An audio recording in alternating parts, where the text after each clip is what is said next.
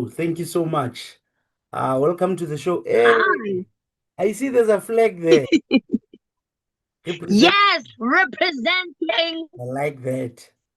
I'm also representing Kilamun. Yes, of course. Of course. Thank you so much for joining me. You took some time from your busy schedule. Thank you so much. I really appreciate that. Welcome to Yay. our friends abroad. Thank you for the invite. Yeah, so I understand that you are not in the country currently, and you are out there making us proud, I believe. So this is our friends abroad, like I said. So we have conversation with people that are not in South Africa, and it doesn't matter if you are South African or not. And this is the second episode. I'm very happy to have you. Um, So what happens during this month of August to celebrate you as Batho ba bomme? We thought, no, let's just have ladies in celebration, Yavan, to celebrate you, and especially the ones that are Yes. doing amazing like yourself. It's an honor to have you. Welcome to the show. Thank you so much for having me. And also thank you so much for understanding my very, very boring relationship with technology. It's very toxic. At my age, I'm still struggling with the little things in technology all the time. To this day, Nali technology we have to fight before we finally get along. You know, the way you sound so nice, like I expected to maybe there's gonna be a different tone or accent, if I may say, and I'm getting exactly that. Um, Hupadile, Hupadile. I spent almost 2 years with the Brits, and my family thought I'd actually come back with the British accent after that 2 years. But no, I didn't get the British accent. And now I'm with Americans, and I don't think I'll take the American accent as well. So I think I remain very much true to my core because I don't like being like other people. So if I'm the only black person in the room, if there's It anything, happens a lot, they I should think. want to be like me. I shouldn't want to be more like them because I'm the minority. Shout So they out. should be attracted to me. I shouldn't be attracted to them. And just before we start, since really on this voice thing, I see that you were a news anchor for a couple of stations, Teta FM being one of them, Lekwa FM, also go the new baby KCA. Not really a new baby anymore, Hmm. another one. So Hmm. uh can you just take us through that on how the journey at radio? I understand that you also did journalism. So in terms of the radio space, because the voice Kiona that gives away or this one, hey, umufa maikini and then Zakala. Oh, somebody did their research. I I love that. had to, I love that. hey. So growing up, I always knew that it's either I'm going to be a lawyer, a police officer, or a journalist. I always knew that whatever I'm going to be doing, I have to serve justice in one way or another. But I just couldn't get it because the expectation is because she's a nerd, she's most probably going to be a lawyer, right? Yeah. But because I had a big personality, ke ngwanola phapang in the room, as I do the saying, you know. So um journalism chose me. I didn't choose journalism. One day, I'm just jogging on the Golden Highway with my friends during COVID times, and there's a protest. And then something in me is like, there is no news outlet here, there's no media outlet here. So, what are we going to do? We're going to tell a story. We're going to report this to people that are not here, that have no idea what's happening. So I say to my friend, girl, with the sweat, here's my cell phone. You're going to record me telling the story. She's like, what the hell? Have you seen what you're wearing? I don't care about what I'm wearing. The story is what's important. Oh, kamaring atoy toy kuruna bawa he.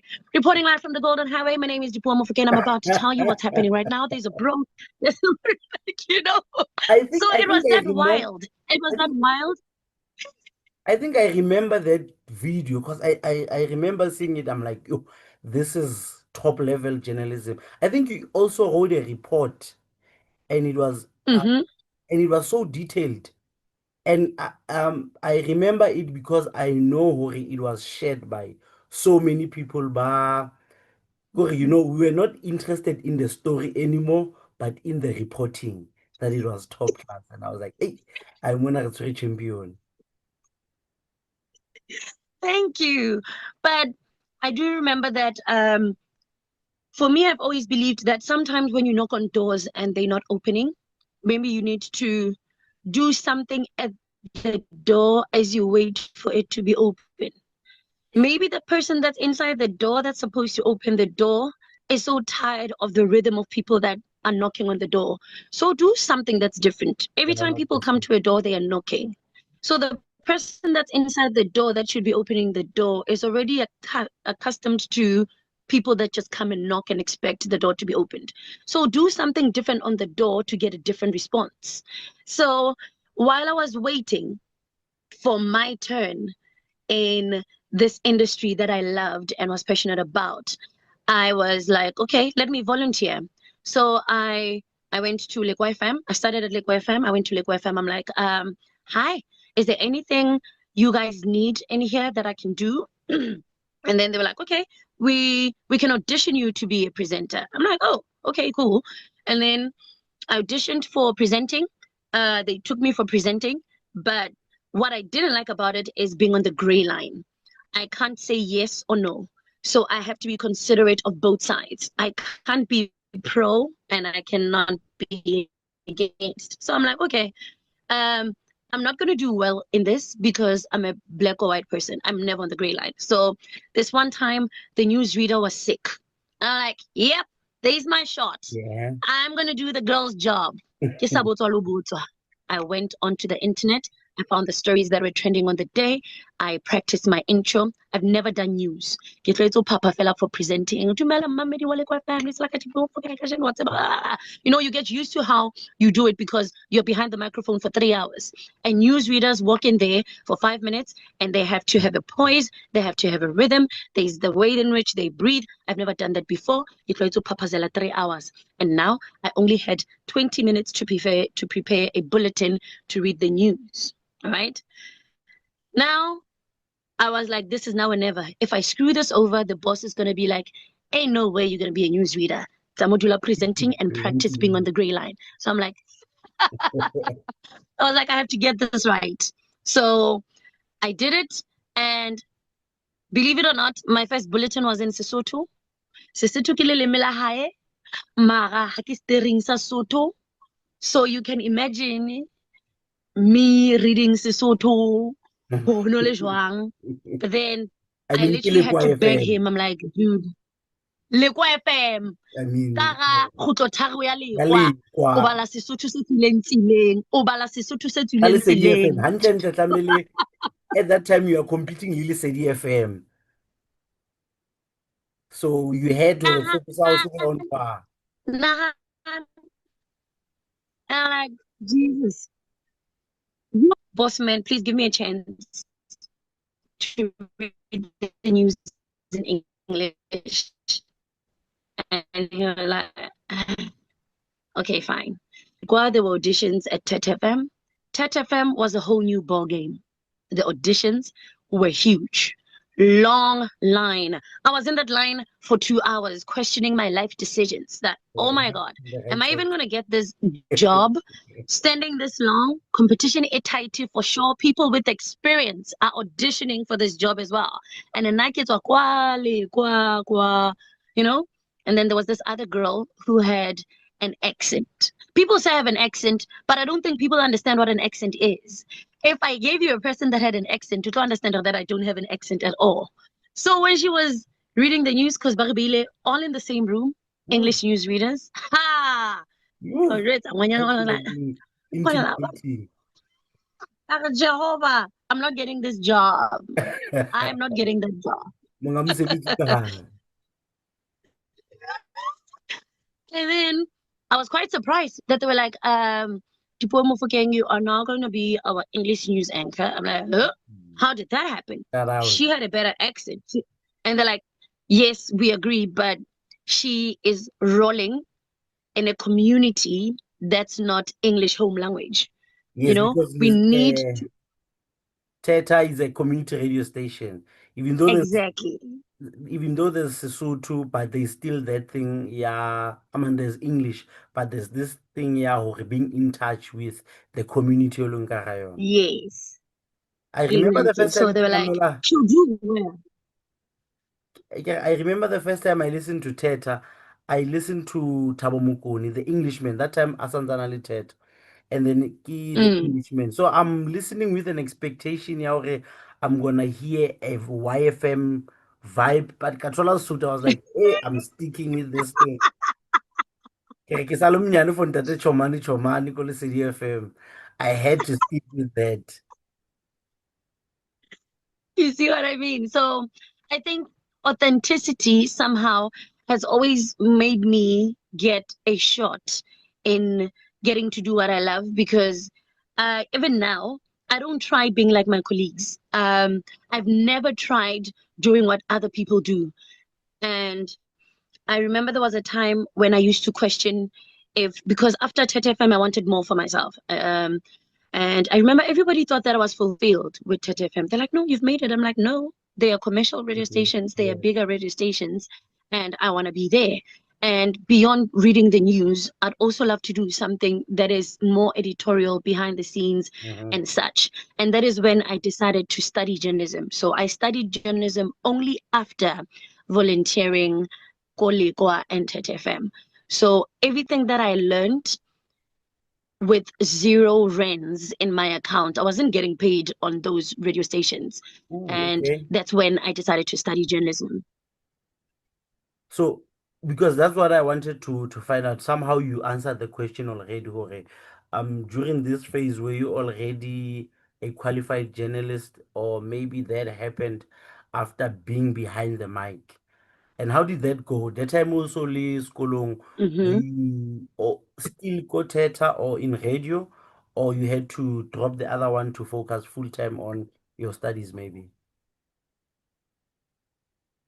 I started by volunteering Lego FM, then decided to grow in the industry, went into TET FM to volunteer at TET FM. Only after TET FM, I decided, okay, I love this enough that I want to learn. And that's when I started studying journalism. And I remember I was the only one in my class who actually had the experience of being on radio On and the radio, experience of actually being on the streets and yes, covering tag stories. Helms. So I was kind of like the teacher's pet because every time he I wanted to can make an imagine. example, he'd be like, Dipuo, give us an intro Mm, of how to read the news, you know? mm, So nobody really liked me. But I think um, they kind of appreciated what I brought because I tell them all the time that uh, the book is half of the reality when you get there. But we need the book so that when we knock on the doors, they actually see us worthy of being in their offices. So do take it seriously. I take it seriously, even if I do have the experience of being a newsreader and being a journalist. Yeah, mm. kokasi. So take it seriously because if I have experience and I'm still respecting a lecturer that's in front of me who is not as well spoken as I am, and you you ought to respect every aspect of the journey if you really want to graduate and make it. So for now, it was really important to get that piece of paper to validate myself. Oh, okay, I am truly a journalist. Even though I have been doing the work without the paper, I needed the paper to stamp on my journey to say, yeah, I am a journalist. And do we in future see or hear Osdipo again in radio? Do we see her presenting somewhere?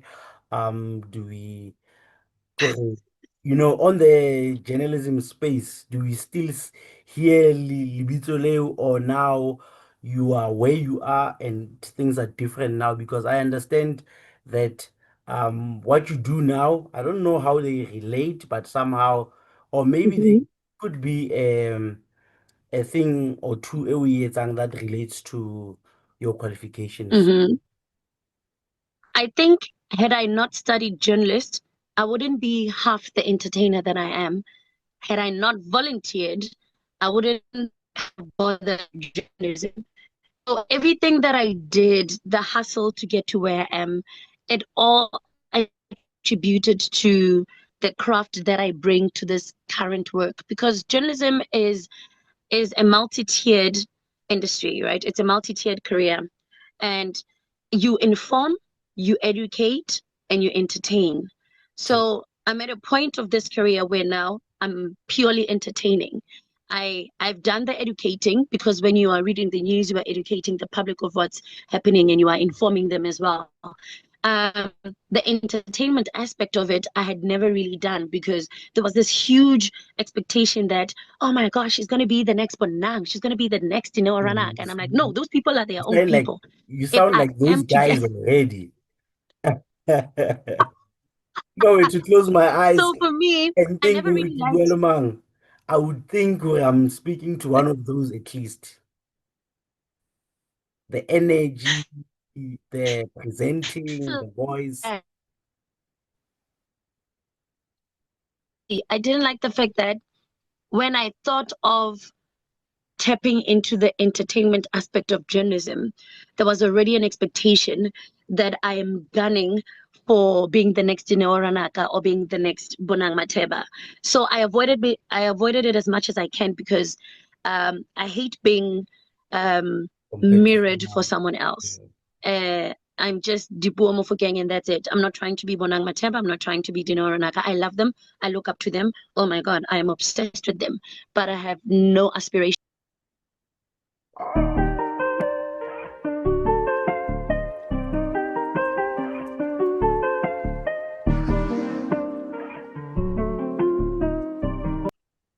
Okay, just to continue, there's somebody who would be watching this and wondering, hore, uh, hey, the screen it looks so nice. Ke Reuben Mofokeng, le Dipuo Mofokeng. Nkare ke nepotism.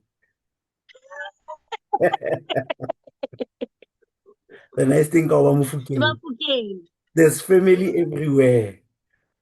So for someone who's listening and also utlwile hanyane with what we said about your journey in the radio space, in terms of your academics as well as a journalist, you did journalism. So um, currently, as we speak, we know that you're from South Africa, but where are you now?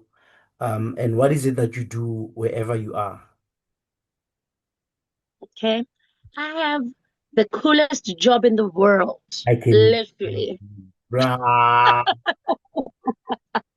you. If you ever told me that I would get paid for my personality, I would tell you you're crazy. There's no such thing. Mm. Because my South African brain wouldn't be able to fathom that reality. But it is actually a job. There are people on this side of the world that get paid to entertain people. You get what I'm saying? And which is something that I don't think entertainment is taken as seriously as it should in our country, considering that we are the epicenter of Of entertainment in entertainment. True. Africa. We have TikTok by the balls. South Africans, South African TikTok is dominating TikTok universally. Yeah. And to think that we are not even monetizing on that is an Hey, injustice. that brings me so much pain. We're not making as much as we're supposed to with the amount of talent Mm-hmm, that we possess. Even in mm-hmm. different countries, they even use our music for their TikTok. So you can tell, oh, Yes. no, no, no, no. Hey, Mariko, Mm-hmm. So, I remember when I was going through when I was applying for this job and I was reading the specs, things that I expected out of me. I'm like, I do this every day in my job and it has nothing to do with entertainment. So if this is a job, I'm going to go for this job. So I applied for the job.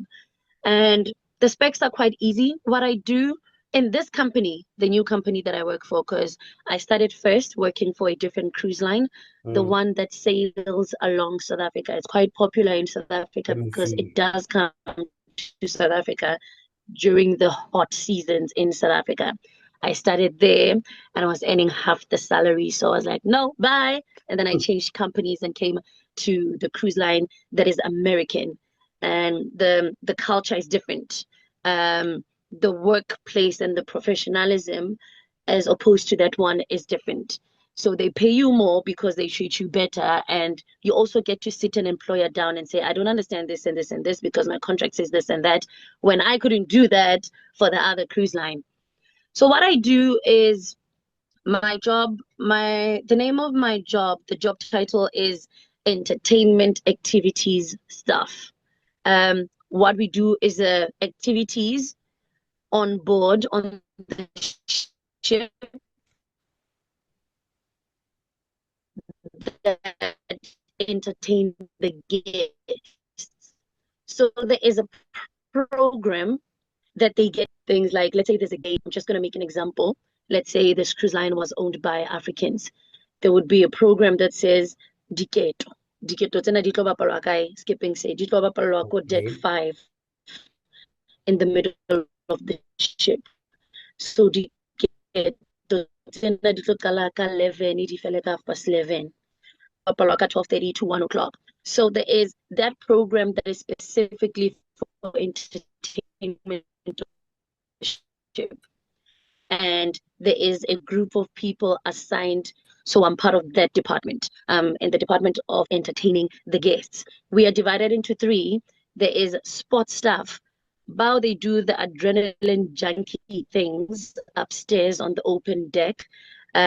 We have a fake wave on the ship where you can actually surf it. Oh, okay. There is a basketball court. There are bumper cars. There is rock climbing. So there is a group of people that deal with those kind of things upstairs. And then there is another one that deals with the kids, activities that are specifically for the kids in their own area of the ship. They have different activities for the kids in that space. And then there's us who deal with the adults, 18 to 18 all the way up. We entertain them, meaning we do the trivias, we do the game shows, we do the parties, those sort of things. That's what we do. And we are directly linked to the cruise director. The cruise director is the one that has to come up with this program to ensure that the guests don't run out of things to do on board.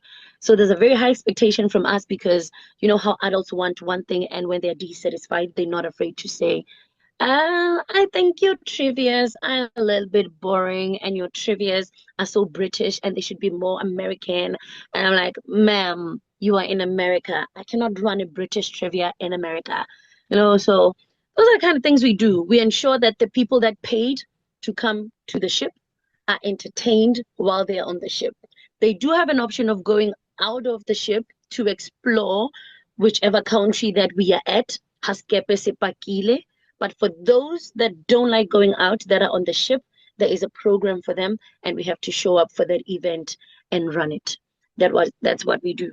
So the expectation is to be well spoken. English is a priority when you come to cruise ships because it is like the international language. So you have to be well spoken, you have to be confident, you never have a day off. Even if I could be going through the worst thing in my life, the minute I step into a guest area, because the ship has a fancy part that is for the guests, 5-star hotel, it's a floating hotel, it's gorgeous. And then there's a part where we, the employees, live. It's not so fancy. Okay, more here, I don't care about anything. More, I get to be myself and do whatever. Khona look at the load tsamaya ka di-flops, ke be sharp. But then when I'm in uniform, stepping into the guest area, I cannot have an off day. You are the excitable person that they see. And my uniform already tells you that, oh, she's entertainment activities. So you need to know everything about the ship. If they come to you and say, hi, where's guest services? At the top of your head, you should be able to say, oh, that's at the back of the ship, ma'am. Next to the sports car, guest services will be on your right-hand side. So the minute you step on the ship, you are given a tour of the entire ship to know where what is, which restaurant is where, what time does it open. and all those things. So that's what I do. I'm an entertainer. So now I get to do the entertainment aspect of journalism. Now, what I studied is Oh, only coming it's into coming play to play. now. And now Uh-huh. I don't get to compete with either Bonang or Dineo because I am the The Dipuo that they band. don't know Bonang and Dineo. So You there's no know expectation that Dipuo. I need to be like them. Exactly. So now, even if they forget my name, because African names are tricky for them to pronounce, they get to say the African lady in entertainment activities. While in my country, I would be like the wannabe Bonang or Bonang's twin or Bonang's one. Oh, That's okay, I why. get it. I get it. So you get to Uh-huh. create a name for yourself that side, whereas this side you have to Yes. compete with existing names. Exactly. So I remember Exactly. I think 2018 or 19 we went on a King Bose King re bitsa jwang? Cruise, ne?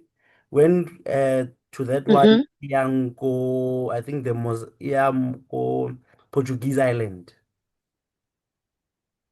Was that me? No, no, I'm Where was saying this? now I went there. I think it was Oh, yes, yes, yes. I even forgot, but it was not the music. I forgot what was the name of that one. But we Mm, went mm, from Devon to Portuguese island and then came back, and it was nice. But I remember there was mm, this thing, now, mm, we might be seasick, and I remember it was mm. exciting. Kore, the whole entire time it was entertainment. We see we Yep. go to the theater. When you wake up, Mm-hmm. the hour already, you have to drink. I don't know Exactly. if you have to, but we will drink. For So, sure, for sure. so I'm thinking, Hore, how did you adjust to the transition from being inland and spending so much time Mm-hmm. meeting or in water? Mm-hmm. How was that transition? Because now when you are sleeping, you are constantly in motion and it's involuntary. Like whatever you do, Mm-hmm. you're in motion. So how did that transition affect you, or how did you balance it? I remember my first time I saw the ship. Um, remember with this job, it was my first time leaving South Africa. It was my first flight. It was my first time having to have a passport, my first time having to have a visa. So with this job, for me, it was like breaking my virginity. Everything was new. Every damn thing. Every damn thing was Ouch. new. So I was like, whoop, whoop, whoop, okay, oh, okay. Mm. And then you get to, because we now transport you Latanko Airport to take you to the ship. And then the driver was like, all right, we are here. Welcome to Actual Bitola Company, Actual Bitola Scape. I'm like, where is it? Because I'm seeing a building, right? It looks like a Mhm. building. And then when I get off the car and now I'm wheeling my luggage, okay, there's a terminal. I'm going through the terminal. And then I step onto the ship, but I'm still not seeing that it's a ship. It looks like just I'm just going into a building. Haibo. I'm like, Sviganin kantem kumbin. Only to realize Sengsem So, kumbini so already. Semkumbini. I only got to see it maybe 4 hours after when I've settled into my cabin, started unpacking, and then now I have to go see the ship. Even when I'm walking around, I'm not seeing the water. I'm not seeing it moving. Only when we stepped upstairs where there's the open deck where the swimming pools are, and you look Mm. to the side, that's when I realized, oh my God, I'm actually Sem- on the ship. Yebo. And I remember my manager was a white guy from South Africa, Chris, and he can speak Zulu. At Nkosi yami. You didn't even see. I'm like, are you serious? There's nothing about this that says you're on a ship. Mm, mm. So I only understood and felt the waves when it's a rough sea day. Hadi engine di starter. When it's a small ship, you feel it. When it's a big ship, you barely feel it. You will feel the rev a little for 5 minutes and that's it. And on rough sea days, we do have rough sea days where the water is actually very much choppy. Yeah. So there will be slight movement. Like a glass of water on the table, you will see the water in the glass moving a little. Then you remember that I actually do work on a cruise ship. And I've only been seasick once. It and but the vomit is not coming. You are uneasy, but you don't know what the hell. You are uneasy. Your head feels heavy, but that lasts for like an hour, and then I'm okay. And that only happened once when it was my first contract coming to the ships for the first time. And then now I think I've just become a mermaid. I don't feel anything. Now I think me and the ocean are one now. Me and Moena are the same. I don't feel anything now. And we call the watermeis, mermaid moon, we call it the watermeis. The Gilbert Maze is straight. So Straight, straight, straight. tell me, Muna, were you not scared? Because I know there's this stereotype that black people are scared of water, but there's even now a Mm, scary thing that maybe wanabadimu, and mm. weren't you scared that maybe you go there, the next thing, yeah, twasa, usole, usole I think ngaka, for and me, my biggest fear out of all the fears, I hate deep waters. Believe it or not, wabona ke swetsa lwatleng, but I wouldn't spend my money and say I'm going on holiday to the ocean. I've never spent money to say ke ya Durban, ke batla lewatleng. I don't care about the ocean. mm, As much as I work at sea, it's not my favorite thing. It is not my favorite thing. So I think my fear of working at of this entire thing was my fear of not being happy with myself. I have never wanted to wake up and do a job that I do not love.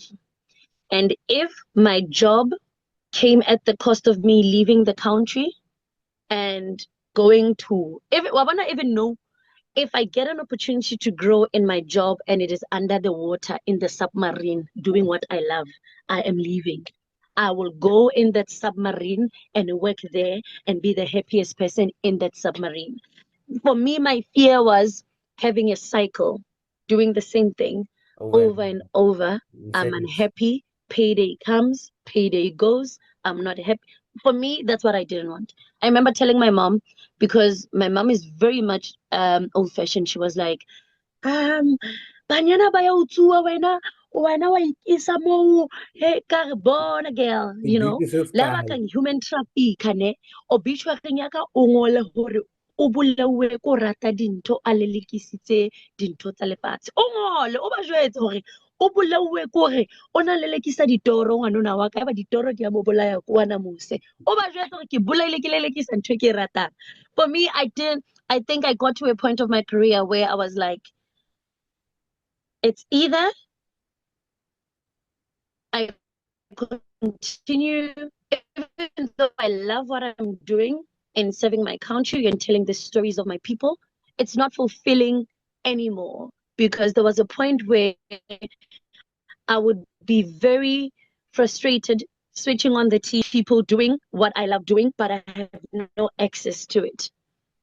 Um, there's a particular newsreader that people say that I sound like, and I have no idea why they would say that. I think she sounds like me. I don't sound like her. Anyway, I would be so frustrated every I'd be so frustrated every time that I started hating the media industry in South Africa because I felt like it wasn't open enough to give us a chance to show us what we've got. So I don't want to be in the country anymore. I don't want to be in the country Yeah, anymore because I felt like the country was not appreciative of the good work that the young people in the country have, the the new talents talent. we have, the potential that we have, and the change that we can bring. So I got so angry, and I'm like, with this anger, it's either I'm going to sit here and be that young person in this country that is always going to be complaining and not having solutions to the problems of this country. So instead of being frustrated by what I cannot change with this economy and all this, let me leave. And I remember I took my last amount of money and I applied and I went to Durban for my training, and I wasn't looking back from there. I wasn't looking back at all. And I remember my friends were saying, it's easy for you to do this because you don't have a child. I'm like, baby, even if I had a child, I would take my child on my back and go onto that plane because I believe that even with the people that are around us, when you are happy, they are happy. So I wasn't happy and I needed to step out of that space because I was not going to be a toxic person for situations that are out of my control. So I had to leave. I had to. And in terms of now that you spoke of the social life, do you have any like I would imagine hore you spend most of the time o sebetsa and you are also with people that are not from one country. I'm sure there's people from around the world. So how would you say a person of um or a person working the same job Mhm. like you, do you still have a social life? Is it I know when you are happy wherever you are and with what you do because it's something that you always wanted to do. But then in terms of your social life, how is it? How do you balance it? And also, how do you manage to keep in contact with Baltimore? Okay. There's a girl from South Africa here. She works on the shops, and she says, Okay, my friend. "This is why I don't like. This is why I don't like the entertainment industry in South Africa." She was like, "You are such a bonang wena. When you are bonang hale at the malls, hana nako ya rona. But when there are cameras and publications, like she's like, you are exactly like that. In the crew area, you don't care about us. But when you step into the guest area, you're like, hi, darling, hi, hi. I'm like, I can't imagine I patala to entertain the guests. Isn't Yeah, Lona? Lona katela to entertain. Lona, yeah, lady but it's employees, lady more. employees mo. So for my departments are not the same and the working hours are not the same. If you could go on TikTok and search seafarers or crew life on ships, you would see how a lot of Africans, specifically, I'll speak for Africans, not other nationalities, they're not happy with working at sea and abroad for different reasons because the hours are not the same. Um, Maybe when you were on MSC, when you were cruising to those Portuguese islands, you would see that the same person that served you your drink in the morning would be probably the same face that serves you a drink again in the night. Mm. That's how much of the long hours they have. So the bar staff, the people that work in the restaurant, the people that are cleaning, they have very long hours. So I would say that their social life is different from mine because on my schedule, I have some breaks in between my activities. And for now, being social is part of my job description because when I step into a guest area, I should be a guest best friend. If a Good, guest good. stops me and wants to have a conversation about my braids, or they are seeing an afro for the first time in their lives, I have to entertain them and explain to them why my hair. There was this one time I met an old woman. She saw me on my first day. Kikata ho draya morere. The afro was big. And then the next day, she saw me and the afro had shrunk. And she's like, why did you cut your hair? I'm like, Legit. baby, I didn't cut my hair. She's like, why is it shorter than yesterday? I'm like, girl, sit down. Let me explain it to you. Well, understand. So I get to be social in my job. A Oh, guest can okay. even say, can I get you a drink? And I can sit with the guest and have a drink in uniform. But not everyone has that privilege because we as entertainment activities, we get to be social with the guests, sit down with them, talk with them, even Oh, gossip to them. Oh, girl, you know? So I so think what has changed for my social life is um, I'm so social in my job that when I get home, I'm not so social. The minute I step onto a flight that's going to Africa, I want nothing to do with human beings. My social batteries are so depleted because I had to be social you for do long that for a hours at work living. for 7 months. So my first week when I'm in Orange Farm, I don't even go out. The first day that I arrive, I'm gonna buy everything that I need for the house, like the food, everything. That week, I'm locked in. I am sleeping. Ke tlo tsoswa ke moroto, loja, and sleep. I don't want to see anyone. And then second week, I am diverting back into the norm of being a person that's not working for being social. I think now my job has made me more of an introvert than an extrovert. I because there's so much of bubbliness that's going around when you host a trivia, especially because you want to put a stamp, you want to be memorable. So when I'm doing anything, I always make a big deal out of it. You will never see me hosting an event like I could say, oh, good morning, dear guest, welcome. No, no, no. There's something about being the only black person in the room that it makes you just want to show them what you made of, you know. So every time I'm walking in the room, I'm like, wake up, everyone, you're on vacation, okay? You paid to be here, so you're gonna have fun. We're about to start in 5 minutes, okay? So you're gonna take your paper, you're gonna take your pencil. We're about to start. You know, it's like I'm on drugs and I can't help myself and I can't be average. There's something about being a black woman, especially in this industry that's male dominated, and I feel blessed to be here. So for now, I can't take it for granted. You understand? So I don't know. For now, this job is such a big thing for me. Every job that I've had, for me to be able to show my gifts, and it's my way of thanking God that thank you for giving me this voice, thank you for giving me this personality, and thank you for putting me in spaces that I never thought I would ever. My ancestors are always rolling in their grave because they never saw it coming. And if my gifts are a gift to other people where they get to bask in the glory of Africa, I'm good with that. So the social life, the job is social, very much social. Yeah. So since we are celebrating Batho ba Bomme, and you just said that you are in a space that is mostly dominated by males, to the other young lady in Orange Farm in Sebokeng, Forgeville, ke bone hore o tswa Lentle, um, Hmm. someone a lady brand who's maybe one day will watch this and be like, yo, ke batla ho tshwana le ausi Dipuo. What are the steps to follow in order for one to be in the same position o leng ho yona, or maybe to follow that route of starting from the company you started on and then ending up to where you are, or maybe to a different cruise e tsamayang on a different ocean. Which ocean are you working ko yona now? Do I even know? The thing is, I wake up in a different country every day. Today we're in, where the hell are we? We are in Costa Maya, Mexico. Tomorrow I'm in Honduras. Hmm. And then the day after that, I think I'm going to be in America. We're in America once a week, Mexico, Honduras, and then they alternate. This week it's Mexico, Honduras. Next week it's, what do they call that place? It's the Virgin Islands and the Caribbean islands.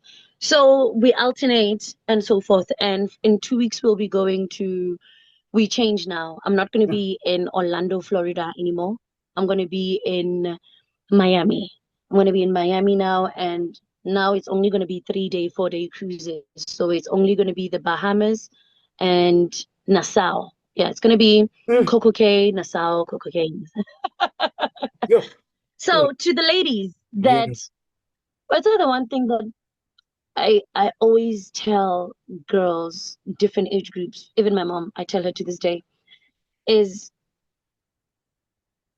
anything that makes you so uncomfortable that you are turning in your bed because you want it so much, you don't rest until you get it.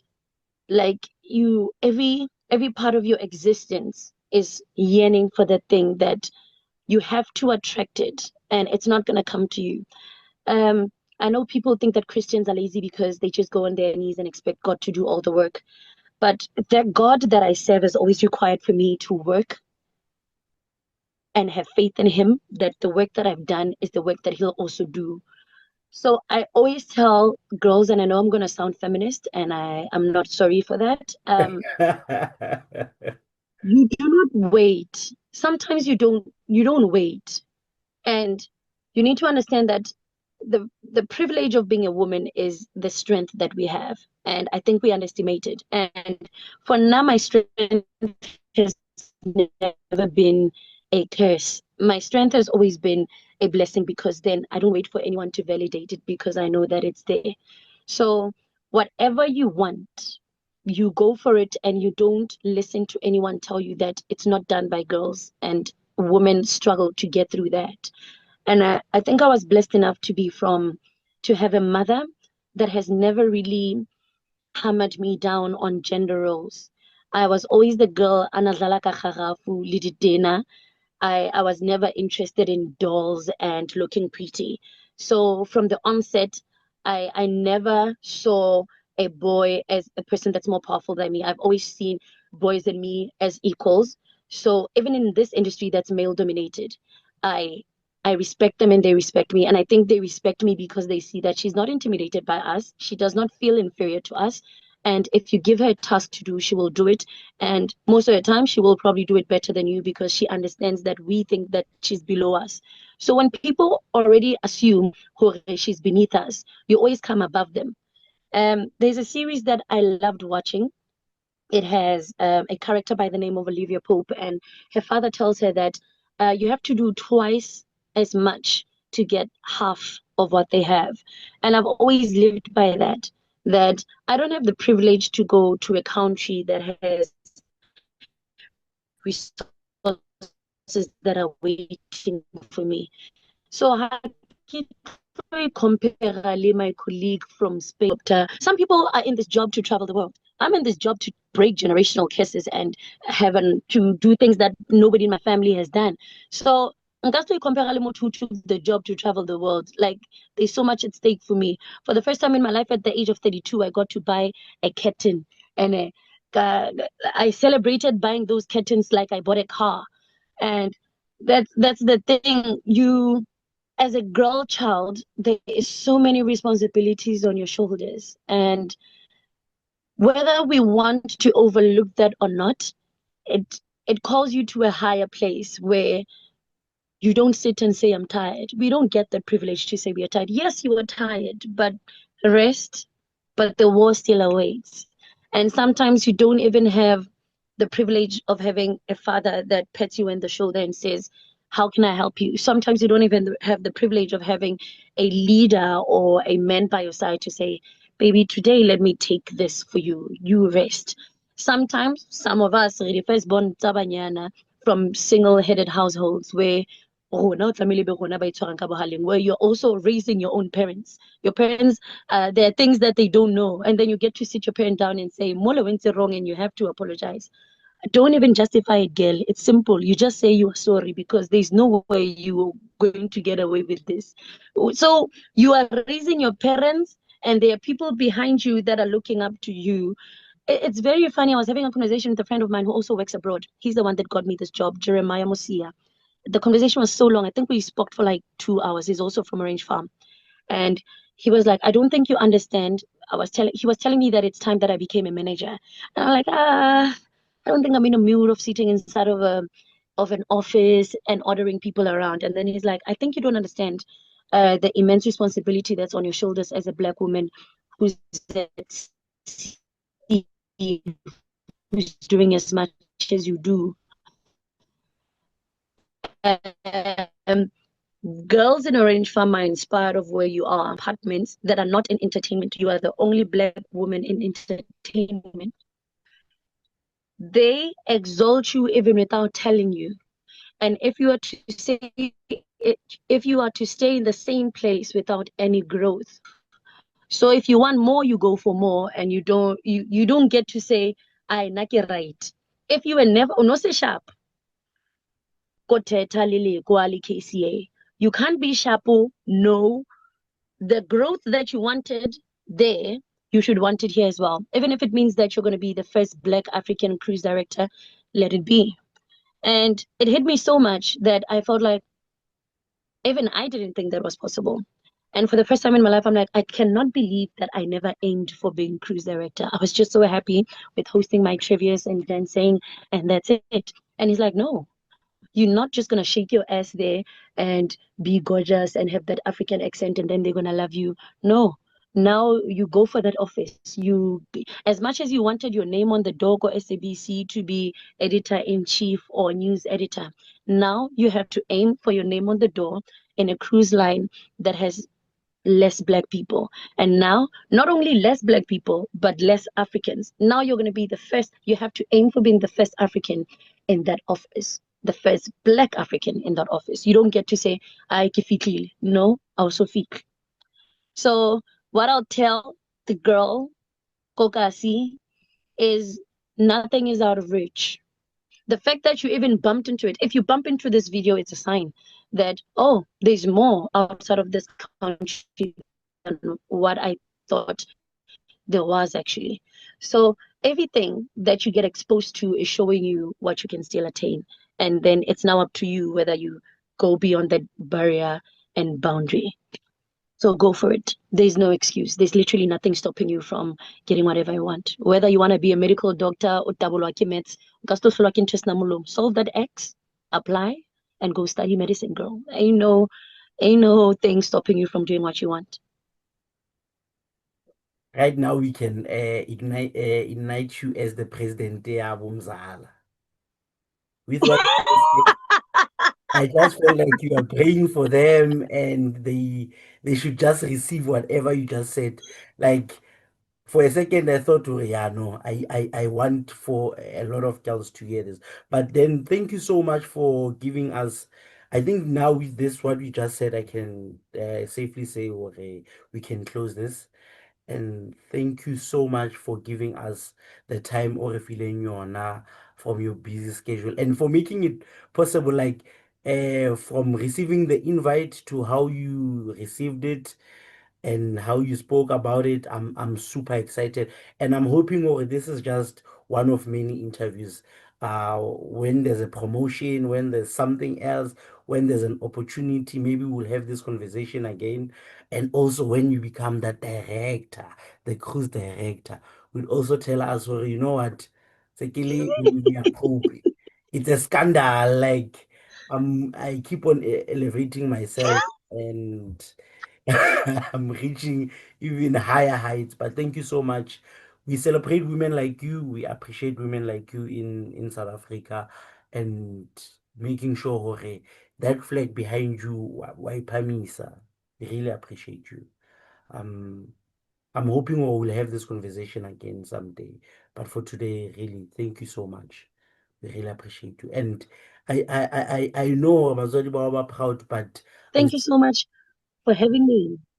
rona re proud to feta bona because rona we are your peers. We want to see you do even better so that o bule this industry all along yona. So we thank you for being an incredible woman, for being the woman who inspire our younger sisters and also women that don't have hope. But also we thank you as your peers for showing us who really it's possible. Thank you so much. Thank you so much. And it is an honor really and a privilege to for your people to see you, to acknowledge you. Not really to exalt. I'm not really a fan of being exalted because I believe that um everyone has a chance to sit on the throne and you have to feel worthy of it because nobody's going to drag you to sit on a throne. So when your people see you, it's it does something to. I also see that a lot when we have black guests on board, and because I recently took on the role of being the dance captain, and the cruise director has to introduce me during a party. When we end the party, she always has to introduce me and say, with a big round of applause, give it up for our dance captain Dipou, all the way from South Africa. And you see all the black people in the room going crazy, like yeah. And then the next day when you see them, they're like, girl, you're getting it, keep getting it.